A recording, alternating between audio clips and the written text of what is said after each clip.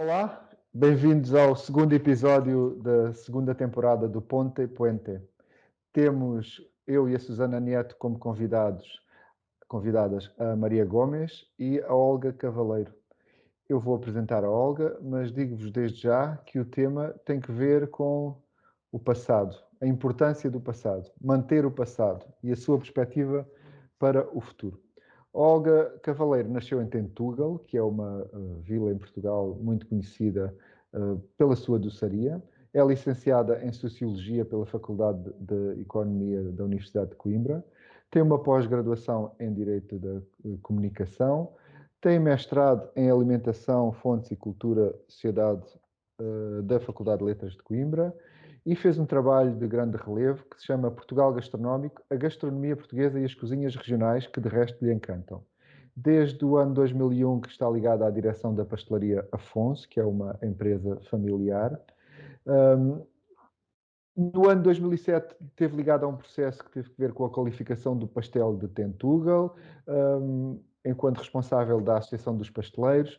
É uma mulher que está ao serviço dos outros e, portanto, esteve muitos anos ligada ao movimento das confrarias, onde fez surgir o Dia Nacional da Gastronomia em Portugal. É professora nas escolas, em várias escolas de hotelaria, e atualmente tem muito trabalho de campo com cartas gastronómicas em construção, o que quer dizer que fala com as pessoas, faz recolhas diretamente. É, portanto, uma pessoa que tem o contacto com essa recolha e uma perspectiva de passado, mas também é uma pessoa bastante ativa no presente.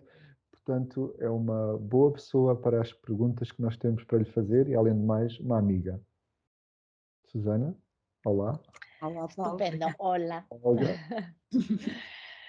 Pues muy buenas a los tres. Yo voy a presentar a María, estoy encantada de estar con estas dos grandes mujeres. Voy a presentar a María. María Gómez, desde que era muy pequeña, quería ser cocinera, tenía muy claro que quería ser cocinera y cuando ya jovencita se vino al País Vasco, a mi tierra, a estudiar cocina aquí, a la escuela de Carlos Arguiñano. Allí conoció al que después sería su marido, Adrián, y con el que después fundó el restaurante Magoga. María dirige la cocina, Adrián dirige la sala y además atesora esa bodega maravillosa que tiene el restaurante. Es un proyecto muy joven, pero que en poco tiempo ha cosechado grandes éxitos, en los que María ha logrado ser finalista en el premio Cocinero Revelación de Madrid Fusión y han conseguido en muy poquito tiempo su primera estrella Michelin.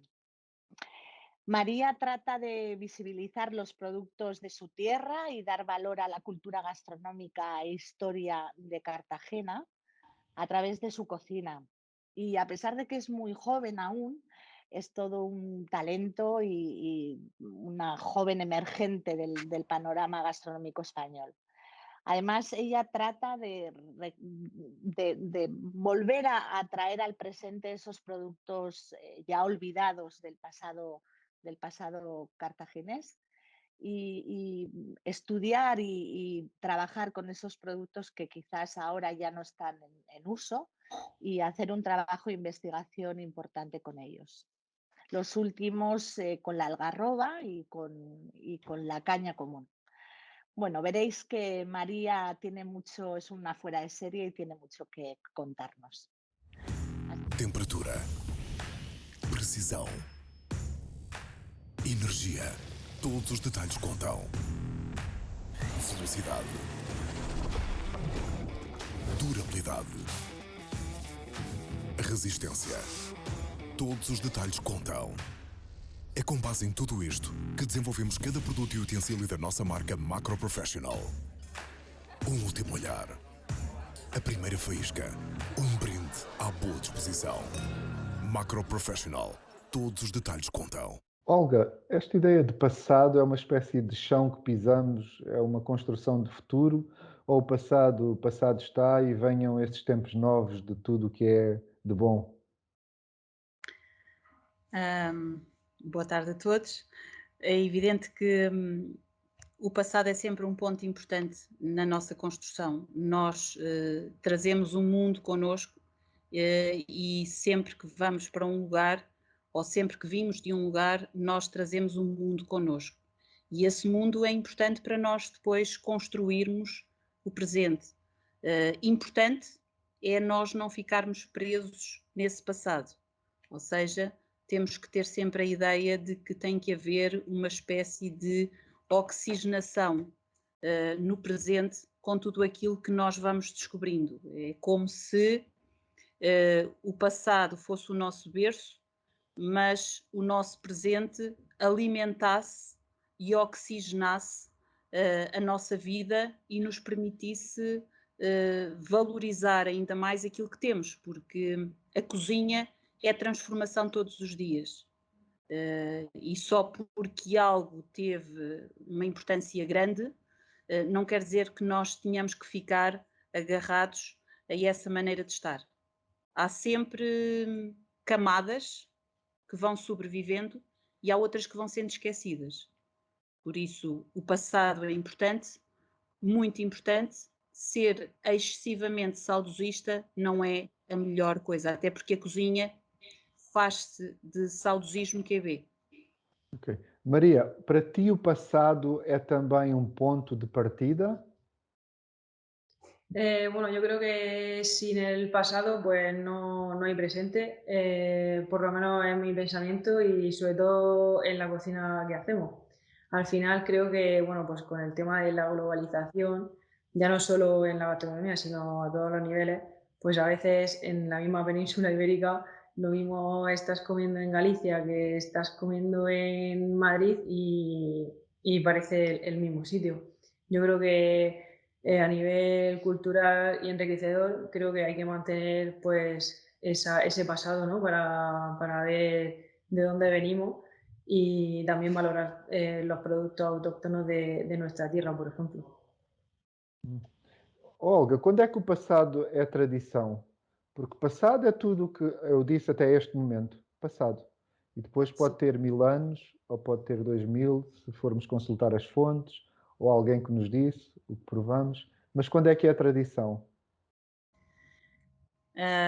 Esse é sempre um tema interessante de falarmos e nós sabemos que a tradição é um misto de ideias cristalizadas que foram altamente comprovadas pelo aquilo que é o palato humano. Portanto, nós fazemos a triagem daquilo que vamos querendo manter, daquilo que queremos preservar para o futuro e aquilo que queremos abafar, aquilo que queremos anular, aquilo que basicamente queremos riscar de uma determinada receita. O que é certo é que a tradição, vista de uma forma cristalizada, está sempre associada a um espaço, portanto a um contexto geográfico e a um contexto temporal, a uma data. De resto, a tradição e a inovação são conceitos que interagem, sendo que a tradição só se mantém porque há uma ação inovadora que permite que ela se mantenha. Ou seja, nós se começarmos a pensar na alimentação como uma linha fluida ao longo do tempo, a tradição poderemos dizer que é essa linha. É uma linha que nós poderemos, é quase infinita. Mas o que é certo é que, algures em determinados momentos, essa linha vai sofrendo inflexões, vai sofrendo interrupções, vai sofrendo acrescentos. Nós estamos muito habituados a pensar a cozinha mais pelos acrescentos do que pelas reduções. Ou seja, mais por aquilo que juntamos do que por aquilo que tiramos. Mas a tradição vai-se fazendo desse fluxo em fluxo entre o tira, o acrescenta, entre o modifica um bocadinho e essa inovação é que vai alimentar a que a tradição se mantenha. E nós vamos conseguindo manter aquilo que se pode chamar a identidade de uma receita, precisamente porque há uma matriz que é fluida, há uma matriz que está lá, mas que não deixa de absorver ou de rejeitar determinados elementos. E a tradição é exatamente isso. E nunca nós poderemos falar numa tradição que não seja associada a um tempo e um espaço. Só assim é que ela é compreensível. De outra maneira, cria demasiada confusão na cozinha e, sobretudo, inibe algo que é fundamental, que é a criatividade. Porque nós temos cozinha a partir do momento em que nós transformamos os produtos. Algures no tempo, o homem pegou num produto, descascou, estava a cozinhar. Algures no tempo, o homem e a mulher lavou aquele produto, estava a cozinhar. Algures no tempo, percebeu que poderia transformar por ação do calor, podia transformar por ação da desidratação. E, portanto, foi aumentando a tradição. Foi acrescentando o açúcar, foi fazendo uma calda. Portanto, há um constante acrescentar ou recusar aquilo que é a matriz da tradição. Maria, cozinha tradicional versus aquilo que tu fazes. É um ponto de partida? Está conectado? ¿Te refieres de la cocina tradicional a la innovadora, no? Tu fazes cozinha inovadora, não é? Em cima da tradicional? Bueno, pues yo creo que la cocina tradicional es la base de toda la cocina. Realmente yo, pues, cuando empecé a estudiar cocina y, bueno, todos los alumnos que también nos están escuchando y todo eso, supongo que es lo que le insisten, ¿no? Que para hacer una cocina innovadora o moderna tienes que saber hacer unas buenas lentejas y, bueno, para hacer, por ejemplo, un esférico de lentejas tienes que saber las lentejas. Entonces siempre hay que tener la tradición y, bueno, pues a nosotros personalmente nos encanta hablar con personas mayores, visitar gente pues que quizás le encante la gastronomía, aunque no se haya dedicado profesionalmente a ello, porque nos da un montón de sabiduría y aprendemos un montón de las raíces, sobre todo de nuestra tierra, que ahora mismo estamos más centrados en ella y es increíble poder tener todo ese conocimiento para poder adaptarlo luego a nuestra cocina, que realmente es tradicional pero con un toque innovador y dándole siempre una vuelta. Así que, bueno, pues al final es fundamental la cocina tradicional para nosotros y bueno, sobre todo también creo que para sentarse una buena base y ser un buen cocinero, en este caso, tienes que saber las bases de la cocina. Y qué mejor que nuestras abuelas y nuestras madres y leer mucha historia, muchos libros y viajar y para poder aprender esa tradición, para luego pues aplicarla a otras cosas más innovadoras. Hemos tomado las medidas necesarias y cuando nos lo han pedido, hemos cerrado. Dicen que estamos en un momento de transformación total, que nada volverá a ser como era. Que vienen tiempos difíciles. Pues bien, nosotros vamos a hacer lo siguiente. Colaboraremos con los mejores productores. Trabajaremos de sol a sol. Seguiremos buscando la excelencia. Cuidando obsesivamente cada detalle. Con el máximo nivel de profesionalidad y dedicación. Investigaremos, innovaremos, crearemos. Con ilusión, con muchas ganas. Y haciendo siempre autocrítica. Siendo inconformistas. Y con humildad. Es decir, seguiremos trabajando exactamente igual, como lo hemos hecho siempre. Seguiremos haciendo lo mismo que nos convirtió en la gastronomía más respetada del mundo. Y así podremos seguir recibiéndote en nuestra casa. Con tus amigos. Con tus compañeros de trabajo. Con tu familia. Para compartir, para disfrutar, para descubrir. Para que flipes. Para cuidar el bienestar de tu cuerpo. Y de tu alma.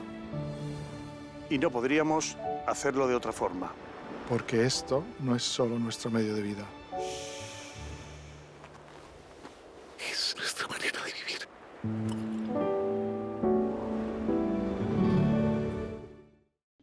yo quería preguntaros, en estos tiempos que va todo tan rápido, ¿no? ¿Qué importancia creéis, Olga? Primero te voy a preguntar a ti, ¿qué importancia creéis que tiene el legado histórico en la cocina actual que se está haciendo en ambos países, tanto en Portugal como en España? Olga. Sí, para ti primera, luego también quiero que me lo responda María, sí. Pero porque creo que es algo importante en ambos países, ¿no? La importancia que ese legado histórico ha dejado, el pozo que ha dejado y que se está dando en ambos países. O si creéis que se está dando o não. É muito interessante perceber, quando nós começamos a estudar a história da alimentação, acho que a parte mais interessante é perceber que é tudo muito cíclico. E, portanto, nós gostamos de ver mais os últimos séculos como sendo preponderantes na nossa alimentação e na forma como nós cozinhamos, mas a verdade é que sempre tivemos cozinha popular, sempre tivemos alta cozinha, e a forma como a cozinha está interligada com tudo aquilo que são os movimentos, por exemplo, os movimentos sociais, e a forma como, por exemplo, a luta de classes tem que levar necessariamente a uma diferenciação alimentar, vamos pensar por aí, para não falar, por exemplo, da questão da ostentação necessária para que haja um distanciamento social, para não falar, por exemplo, daquilo que é a necessidade que as comunidades têm de usar, por exemplo, em tempo de guerra, que é um momento que nós estamos a passar agora e que vamos passar com grandes dificuldades ao nível da alimentação, pela subida dos preços da alimentação e não só, mas a forma como nós gerimos a alimentação está muito relacionada com os próprios movimentos históricos. Ora, quando nós começamos a estudar a história da alimentação, vamos perceber exatamente que nós neste ponto somos o resultado de séculos e séculos e séculos de uma abordagem à cozinha, sendo que, mais do que haver uma influência estruturada e haver uma influência que possa ser capitalizada para modificar a vida das pessoas, houve sobretudo questões sociais por detrás, portanto, a alimentação está muito ligada aos movimentos sociais e houve outra coisa que nós tendemos a desvalorizar, que é nós somos animais e temos uma força muito grande da biologia e por isso procuramos sempre o sabor.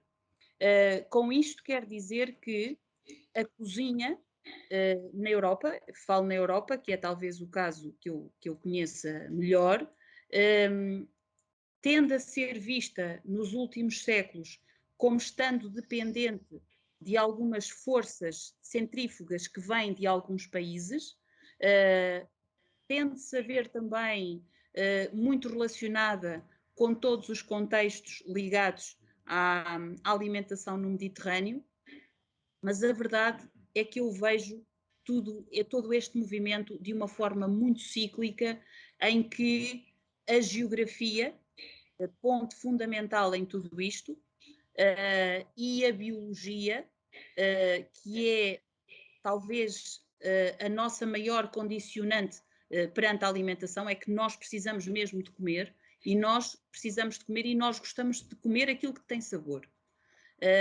E, portanto, é de alguma forma algo que nos condiciona muito forte, de uma forma muito, muito intensa, e depois temos a questão cultural. E por isso, todas estas variáveis acabam por influenciar o modo como nós olhamos a cozinha. Depois é evidente que temos aqueles tais ciclos que nós vamos reconhecendo e que eu gosto de dizer que nós não temos só alta cozinha desde o século XVIII, ou desde o século XX. Nós temos alta cozinha, por exemplo, desde o Império Romano, e acredito que se nós formos estudar ainda conseguimos encontrar, muito antes disto, da mesma maneira como temos cozinha popular. Por isso, é tudo uma questão de ciclos e, no fundo, nós vivemos a cozinha hoje de uma forma muito mais mediatizada, também em função desses ciclos e, neste caso, gerido por alguma fabricação cultural à volta da cozinha. Não sei se respondi à tua pergunta, Respondeste. Susana. Dava para fazer um livro. Tens que fazer respostas mais curtas. Ampliamente. Sí. María, ¿a ti qué te parece? ¿Qué importancia crees que tiene este legado histórico en la cocina que se está dando ahora en España? ¿Crees que Sí, yo creo que es fundamental, aunque inconscientemente quizás no sepamos lo que estamos haciendo, pero realmente toda nuestra base es del legado histórico que tenemos. En la ciudad donde vivo, que es Cartagena, es la ciudad más antigua de España, tiene más de 3000 años de historia y han pasado todas las civilizaciones por allí.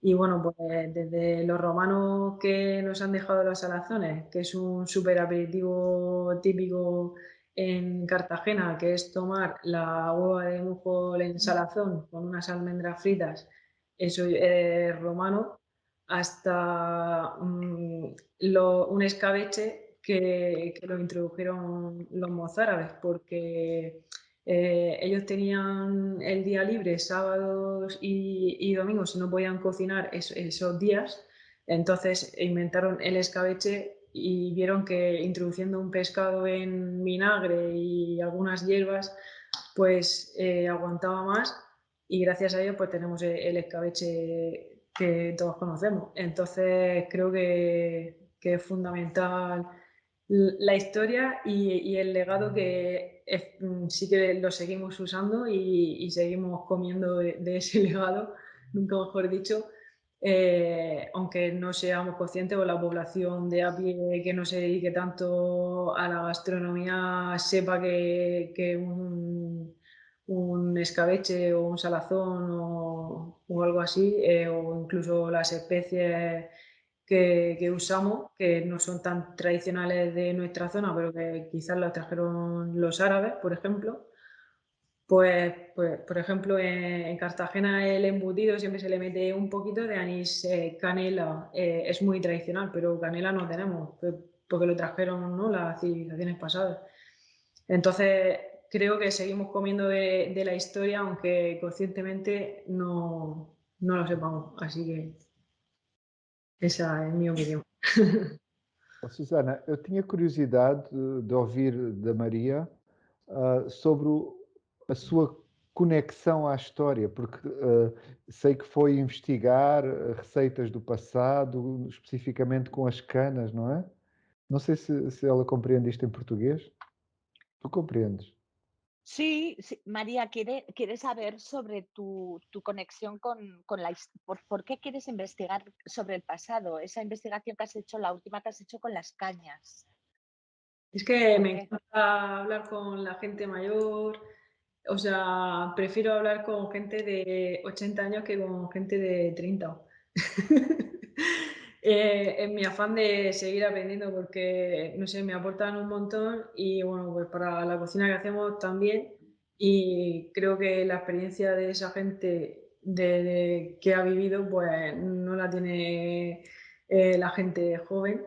Y bueno, pues quizás porque también me haya criado en un pueblo, ¿no?, con gente mayor, con mis abuelos que te cuentan historias de cuando eran jóvenes, que quizás pues a gente más joven le aburren la batallita, ¿no?, como se suele decir por aquí, pero bueno, a mí es que me encanta y bueno, pues ese afán de investigar, pues siempre vamos dando con cositas. Pues por ejemplo, llevamos 5 años también usando, por ejemplo, el escombrum, que era el garum más apreciado por los romanos, que se hacían escombreras en la isla de Escombreras de Cartagena.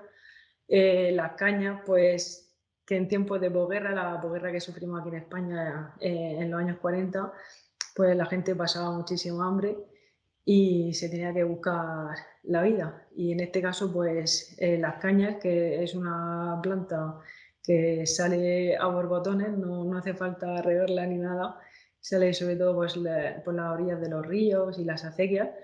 Pues así a simple vista parece que no se puede usar nada, pero pues los antepasados o años anteriores usaban desde la raíz hasta el brote.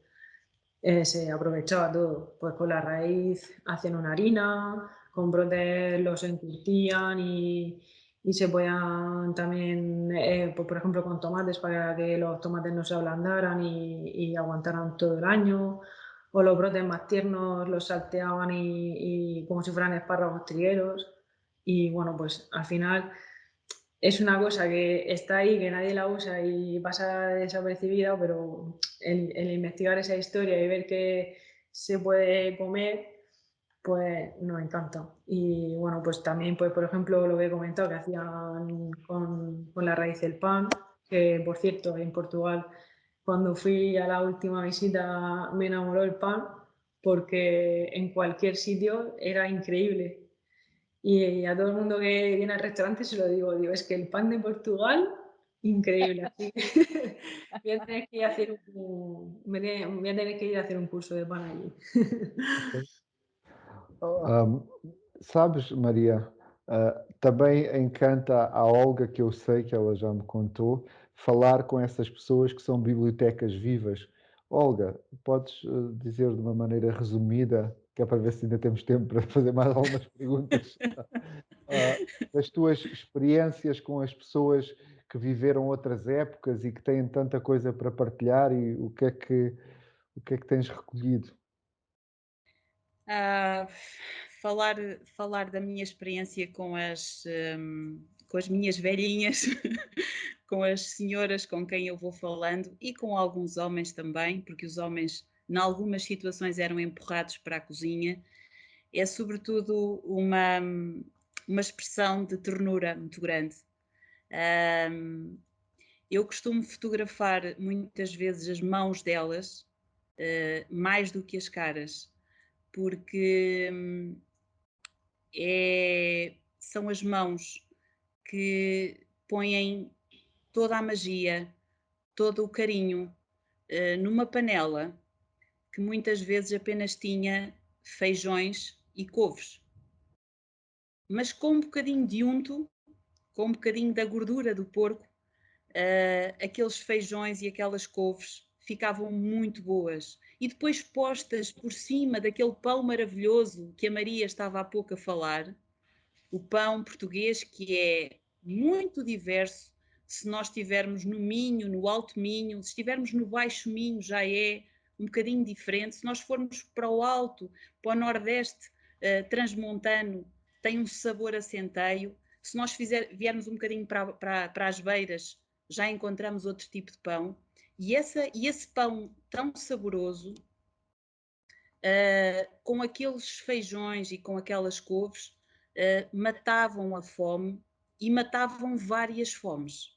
É porque nós não temos só aquela fome que nos mata de fome. Temos muitas fomes e às vezes estamos a falar de um miminho.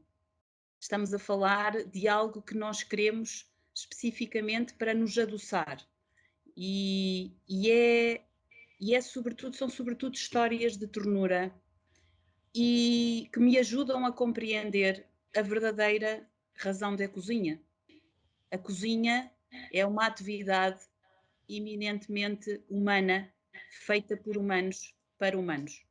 E só faz sentido termos a cozinha quando nós temos os outros ao nosso lado. Raramente as pessoas cozinham só para si.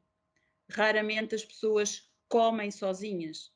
Portanto, toda esta dimensão da família, da comunidade, do pouco, como a Maria estava há pouco a dizer, cozinhávamos em tempos difíceis o que tínhamos na nossa terra. Aquilo que nós tínhamos disponível na nossa geografia. O que é certo é que com esse pouco nós fazíamos maravilhas. E ouvir tudo isso é ouvir aquilo que é a capacidade da cozinha ser uma língua universal, que une as comunidades, que une as mulheres, que une as famílias, que une os países, porque nós encontramos-nos à mesa e essa força que estas mulheres têm de transformar. Por exemplo, nós temos a receita, arroz doce. Todos conhecem arroz doce feito com uma receita de origem árabe, a propósito, Maria. E o arroz doce, em algumas situações, não era possível de se fazer. As pessoas não tinham acesso ao arroz, não tinham dinheiro para comprar arroz. E então utilizavam milho partido e faziam umas papas feitas como o arroz doce. E o esforço daquela mãe, que não tinha arroz, mas fazia com milho partido, não tinha leite, mas fazia com água e limão, fazia com que aquela noite fosse diferente, fazia com que aquele final de dia fosse diferente. E, portanto, para mim, falar com os mais velhos e as mais velhas é, sobretudo, uma descoberta de que a cozinha nos une a todos. É uma espécie de expressão, é mesmo expressão de ternura absoluta. E depois é perceber que a cozinha acontece porque nós gostamos uns dos outros. E isso é tão maravilhoso. Ajuda-me a compreender toda a receita que vocês possam imaginar. Ou seja, tudo aquilo que foi a minha investigação nos livros tornou-se líquida, tornou-se transparente, tornou-se verdadeiramente honesta quando eu passei a minha investigação para o campo, para falar com estas mulheres todas e ficar com um bocadinho delas no meu coração. Portanto, quando eu falo delas, o meu sorriso ilumina-se e fico sempre muito feliz, porque elas estão aqui todas comigo, ao mesmo tempo. Histórias fantásticas, histórias fantásticas. A cozinha é um novelo. Nós, quando estamos a cozinhar ou estamos a falar de cozinha, nós sentimos que toda a história é como se fosse um novelo que nós vamos ou embrulhando ou desembrulhando, consoante queiramos, não é? E isso é maravilhoso.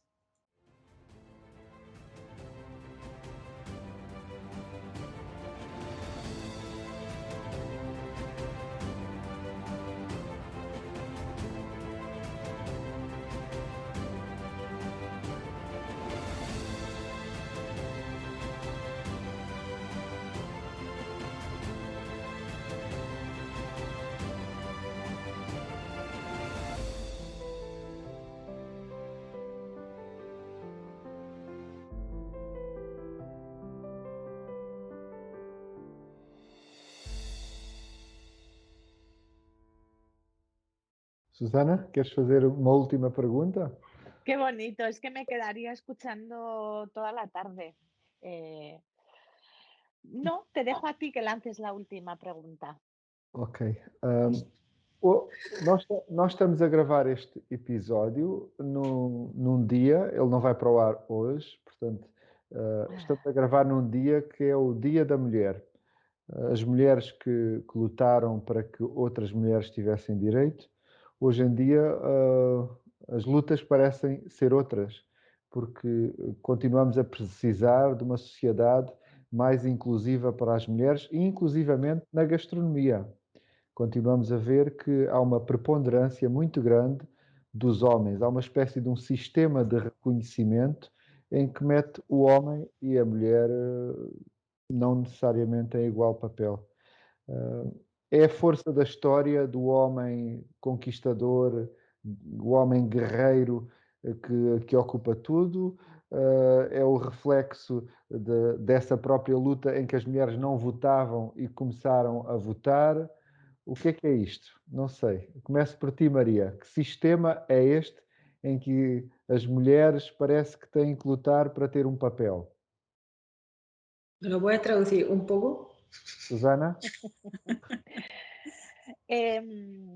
Ha hecho un resumen muy grande, pero la pregunta es si crees que las mujeres empiezan a tener el papel que deberían de tener, ¿no? Esto, el resumen, ¿no? Ok, muy práctico. Sí, es que ha hecho un... Una declaración. Pero la pregunta, resumiéndolo mucho, es si consideras que la mujer está teniendo el papel que tiene que empezar a tener actualmente.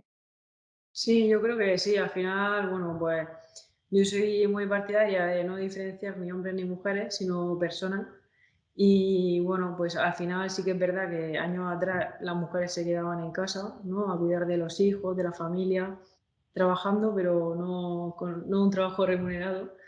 Y sí que es verdad que ahora a la hora de que las mujeres salen al mercado laboral, gracias a Dios, hace ya años, pues sí que es verdad que ya se está viendo, ¿no? Más chefs, más mujeres cocineras. Y bueno, pues al final también depende de nosotras. Yo creo que una de las épocas quizás que más retrasa a la mujer en ese sentido en comparación con los hombres es a la hora de tener hijos, pero bueno, al final si tienes a la persona ideal, ¿no? Y porque al final un hijo se comparte, no es solo de la mujer, entonces hay que poner las cosas claras antes de hacer estos movimientos y creo que se está dando el papel que se merece la mujer, pero sí que es verdad que nada te lo regalan. Entonces, al final, cuando quieres jugar en primera división, pues tienes que entrenar mucho, ¿no? Tienes que quitar horas de vida social, etcétera, que a veces no todo el mundo está dispuesto a ello pues efectivamente sí que creo que se le está dando el papel que se merece, pero igual que a los hombres. Ya creo que actualmente no porque seas mujer o hombre vas a tener más o menos posibilidades ni más o menos ofertas, y por lo menos en mi vivencia, ¿no? Tengo 34 años y nunca me ha pasado que por ser mujer me hayan puesto ninguna zancadilla. Y entonces, pues solamente trabajo duro y llegar a donde tú quieras llegar y ya está. Así que, bueno, pues sobre todo decir que los sueños se cumplen y que, bueno, que todas las mujeres que tengan un sueño por cumplir, que se puede hacer, da igual que sean mujer, que todas llegarán a lo que deseen. Olga, és tão positiva como a Maria ou achas que é preciso mais ação e se calhar impor cotas até? Sim, eu penso que há ainda um grande percurso para fazer. Eu penso que as mulheres de forma individual já alcançaram por lutas pela sua caminhada constante. Cada uma de nós foi tendo que desbravar caminho, foi tendo que lutar contra alguns preconceitos, com algumas cristalizações, e conseguiu, não sem sentir na pele o peso que ainda recai sobre aquilo que é a expectativa de ser mulher, que é o principal problema da nossa sociedade, a expectativa que os outros têm e que nós próprias temos de sermos mulheres e o que é ser mulher. Mas é preciso muito mais e sobretudo, é preciso que os modelos de ação profissionais, políticos, sociais, sejam pensados nas particularidades que as mulheres têm. E por isso, talvez não podemos continuar a ser tão solares e temos que começar a ser mais lunares, direi eu. E digo também que as próprias mulheres precisam de encontrar o seu espaço para perceberem o quanto podem alcançar, criando redes que suportam uma mudança de condição. E isso é fundamental para que haja realmente uma mudança. Elas acreditarem que vai haver. Porque nós continuamos a vencer, mas no mundo, e essa é a grande verdade, poderemos conseguir o reconhecimento profissional, poderemos conseguir chegar a cargos que são de destaque, mas por detrás há dores que não tinham necessariamente de estar lá. E para que a paridade possa ser... Eu não direi paridade, que eu não gosto do termo paridade. Direi que para que as opções possam realmente ser opções e nós possamos verdadeiramente ser livres e, no meio disto tudo, sermos felizes na profissão, na sociedade, na família, tem que haver uma mudança, a começar pelas próprias mulheres. E, portanto, o próprio movimento das mulheres tem que deixar de ter o ismo no final, do feminismo, para passar a ter outro tipo de palavras que procurem mostrar aquilo que eu dizia há pouco. As mulheres por detrás de nós, e que eu e a Maria gostamos de ouvir, só aguentaram tudo aquilo que aguentaram porque davam as mãos. Porque se suportavam umas às outras. No mal, no bom, na necessidade, na alegria, na tristeza. E isso é que é a nossa força. Seremos nós capazes de descobrir?